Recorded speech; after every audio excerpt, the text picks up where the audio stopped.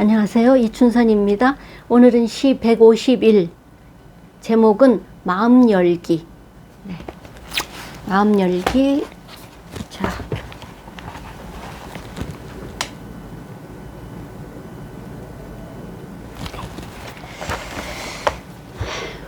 마음 열기 읽을게요. 마음 열기가 이렇게 힘들다. 원래는 마음이 활짝 열려 있었는데 마음 열기가 이렇게 힘이 든다. 한 번, 두 번 닫기와 열기를 그동안 얼마나 많이 해왔을까. 마음 열기가 이렇게 힘이 든다는 것은 그만큼 마음을 열어둔 동안 쌓이고 쌓인 눈물, 배신, 모욕, 좌절, 상처, 아픔으로 마음의 문이 닫혀버렸기 때문이다. 그런데 열린 건 닫히기 마련. 닫힌 마음을 여는 것은 삶의 지혜이고 인생의 환희이다.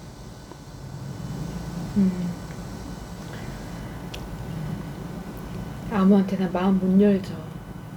그러니까. 네. 근데 원래는 우리가 마음이 열려 있었어. 그 태어날 때. 네. 그쵸. 그 열린 상태로 나는 왔다고 생각을 해. 이제 그런데 그 열린 상태가 그냥 계속 유지가 되도록 네. 그렇게 그래서 이제 그냥 그대로 쭉 열어둘 수 있는 대로 자랐으면 얼마나 좋겠어. 그쵸. 근데 불가능. 왜?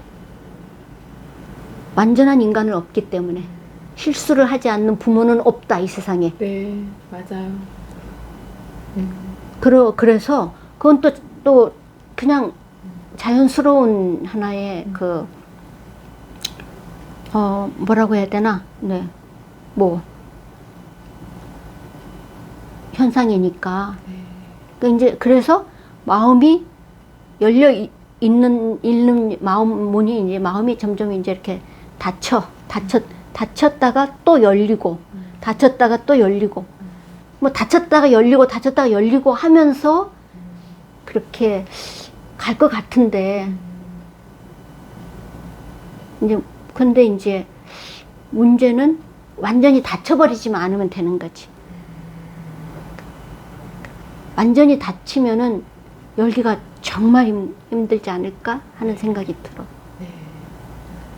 대상에 대해서도 달라지고 이 사람한테는 그렇지. 이 사람한테 열 수가 있고. 그렇지. 왜냐? 내가 이 사람한테 열었는데 계속 상처받는다. 네. 계속 나한테 돌아오는 게 모욕, 무시,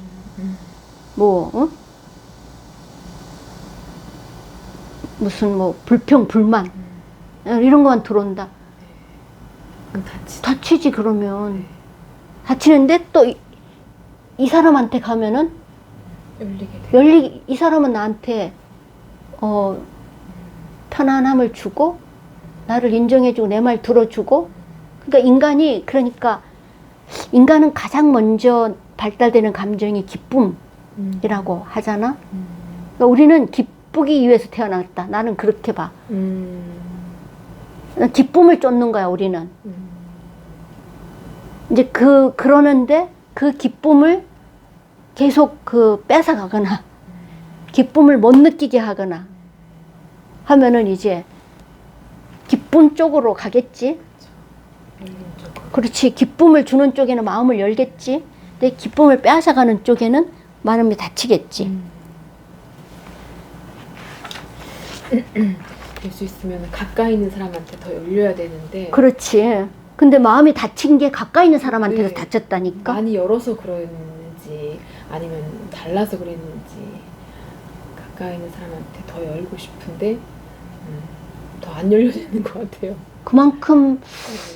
그만큼 갈등이 많게 되고. 네. 상처를 갈등은 있게 마련이지. 그쵸. 또 네, 어차피 누구든지. 마이너스 페어 시더 나이트 서로 의견이 네, 다르니까 그건 당연한 건데, 갈등이 있을 때 늘 저쪽에서만 이겼거나 늘 내가 졌거나 내가 이길 수 있는 그런 게 없었거나 하면은 더 닫고 싶지 그때는 이제. 그러니까 맞아요. 그 마음이 다쳤다. 근데 그런 게 있잖아. 아이들이 초등학교 때는 말도 잘하고 그래도 말을 했어요. 나한테 그래도 뭐 했는데 이제 청소년기에 들어서면서 말을 안 하고 마음을 닫았어요. 뭐 이렇게 말하는 사람들도 있고 또 어떤 사람은 이제 완전히 누구한테도 마음을 안 열고 닫힌 상태로 이렇게 있게 되는 사람도 있잖아. 근데 마음이 완전히 닫히면 많이 아픈 거니까, 그지? 너무 안 될 것, 슬플 것 같아요. 마음이 완전히 닫히기 전에 그래도 자기도 엄청 노력하겠지. 마음을 안 닫으려고. 그쵸. 얼마나 노력을 하고 애쓰겠어. 그럼에도 불구하고 닫히는 상태가 됐다면 엄청 힘든 시간을 보낸 거 아닐까? 거기까지 가지 않게 해야 되는데. 마음 열기가. 근데 마음 닫힌 걸 열기가 엄청 힘든 거지, 그치? 그러게요. 마음 열기? 다시 한번 읽으면 마음 열기가 이렇게 힘이 든다. 원래는 마음이 활짝 열려 있었는데 점점점 마음 열기가 이렇게 힘이 든다. 한 번, 두 번 닫기와 열기를 그동안 얼마나 많이 해왔을까. 마음 열기가 이렇게 힘이 든다는 것은 그만큼 마음을 열어둔 동안 쌓이고 쌓인 눈물, 배신, 모욕, 좌절, 상처, 아픔으로 마음의 문이 닫혀버렸기 때문이다. 그런데 열린 건 닫히기 마련. 닫힌 마음을 여는 것은 삶의 지혜이고 인생의 환희이다.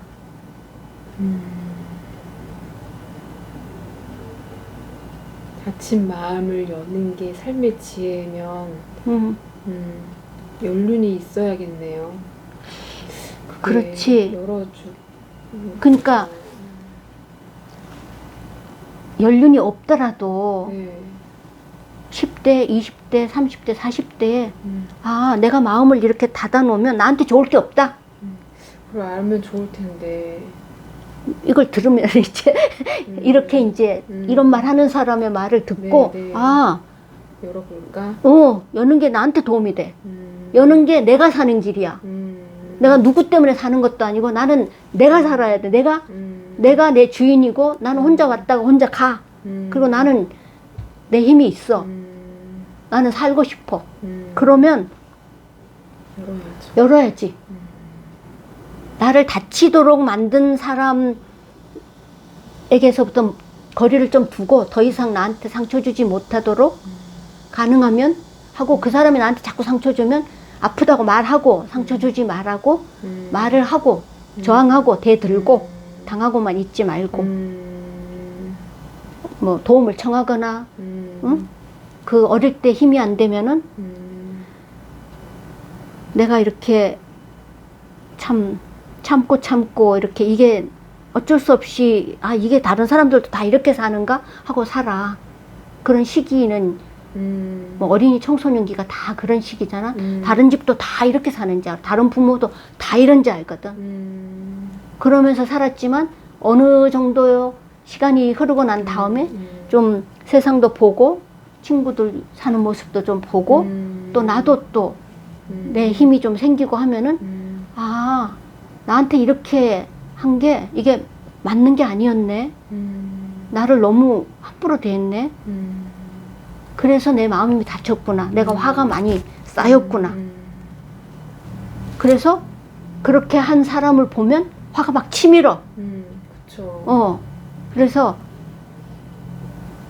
그 다친 마음을 이제 그런 식으로 또 풀어 나갈 수밖에 없는데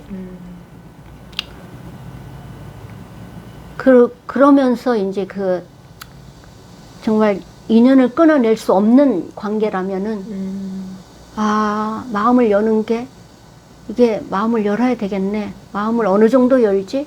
어느 정도 내가 그 마음이 다쳤다는 것을 이 사람이 사람한테 알리고 이 사람한테 마음이 이 사람이 나를 닫게 했다는 그런 걸 인식을 시키고 사과를 받아내고 그러면서 마음을 여는 어떤 그런 길로 들어가는 건 이게 삶의 지혜이고 이게 환희야.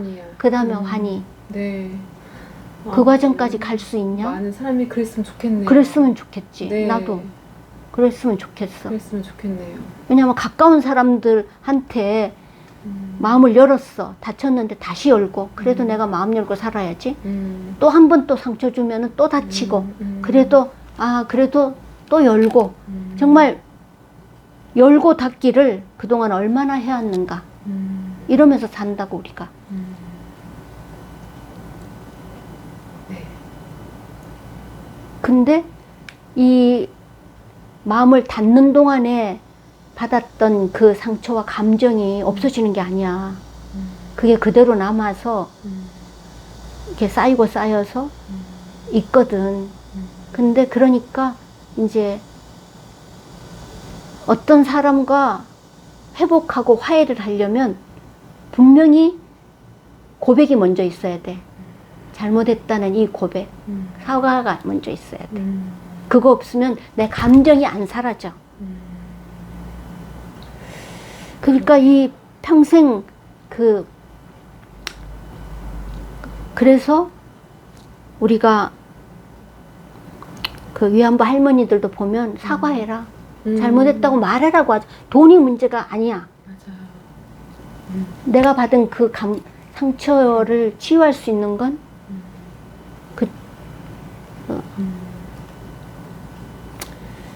내가 잘못했다고 인정을 하는 거잖아. 네. 그러니까 내가 마음을 열어요. 내가 마음을 내 스스로 돌을 닦고 막 해가지고 내가 마음을 열어도 정말 힘든 건 저쪽에서 자기가 상처 준 걸 모르면 그리고 외면하고 뭐 내가 언제 상처 줬냐 또 이렇게 나오면 야 이건 진짜 어려운 그 대립의 관계잖아. 그쵸. 받아들이실 수 없는 관계잖아. 그러면서 끝나는 관계들도 많지, 그지? 너무 안타깝죠. 근데 자기 잘못을 인정하고 사과를 받아낼 수 있는 순간이 오면 너무 좋겠어. 네.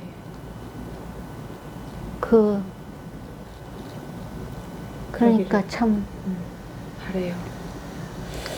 참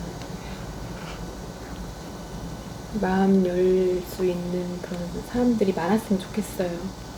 그래서 그 환희를 참 맛보면 너무 행복할 것 같아요. 그럼 그게 행복한 삶을 사는 게 네. 인생의 가장 중요한 네. 거 아닐까? 네. 우리는 기쁘려고 태어났고 행복하려고 태어났는데 네. 행복하지 않은 삶을 계속 살고 있으니까, 그치? 네.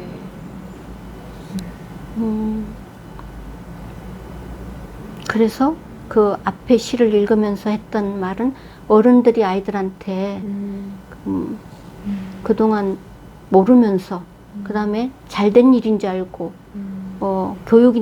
해야 되는 교육이라고 생각하고 했던 그런 부분들 중에서 그 사람의 감정이나 그 사람의 생각을 무시하고 못 받아들였다면 그건 인정하고 잘못했다고 말하는 게 맞고 그러게요. 남편과 부인 사이에 또 부인과 남편 사이에 또 잘못했다고 인정하고 말해야 되는 부분도 있고 뭐 부모 사이에 네. 뭐 친구 사이에 다 관계 사이에 그래서 마음문을 열기 마음 열기 이 작업이 돼야 되는 부분이 과제로 남아 네. 있는 것 같고 또 한편으로는 그 나로 인해서 마음을 닫는 사람의 어필을 그거 진짜 중요한 말인 것 같다. 네.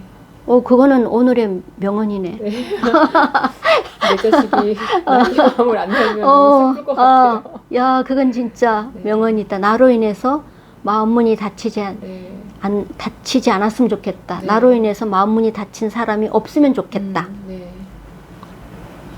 근데 어떻게 완전하지 않은 사람이니까 있겠죠. 그렇지. 네. 내가 마음문을 나도 닫게, 모르게. 나도 모르게 네. 마음문을 그때 하는 게 있잖아. 음. 잘못했다고 사과하면, 네, 네. 진심으로 사과하면 돼요. 네, 맞아요.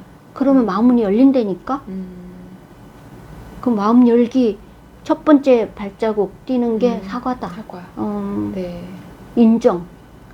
내가 일단 내가 한 행동과 말과 태도나 뭐 이런 것들을 이게 해야 되는 게 아니었었네 하는 걸 먼저 깨닫는 게 제일 먼저고, 그 다음이 그 부분에 대해서 사과를 하는 게 두 번째네. 네. 그러면 소통이 되죠. 그 다음부터는 이제 소통이 되지. 마음이 이제 네. 닫혔던 문이 열리고, 네. 그 다음부터는 이제 그 관계가 연결이 되고, 정말 그 어떤 면에서는 질 좋은 삶, 행복한 삶을 살 수 있게 되는 거지. 네. 그러기를. 살아도 질 나쁜 삶을 계속 살 수 있고, 살았지만은 마치 막 죽은 거나 같이 살 수도 있고, 차라리 지옥에서 살고 있는 게 또 있을 수도 있고, 살았다고 다 사는 게 아닐 수도 있잖아. 네.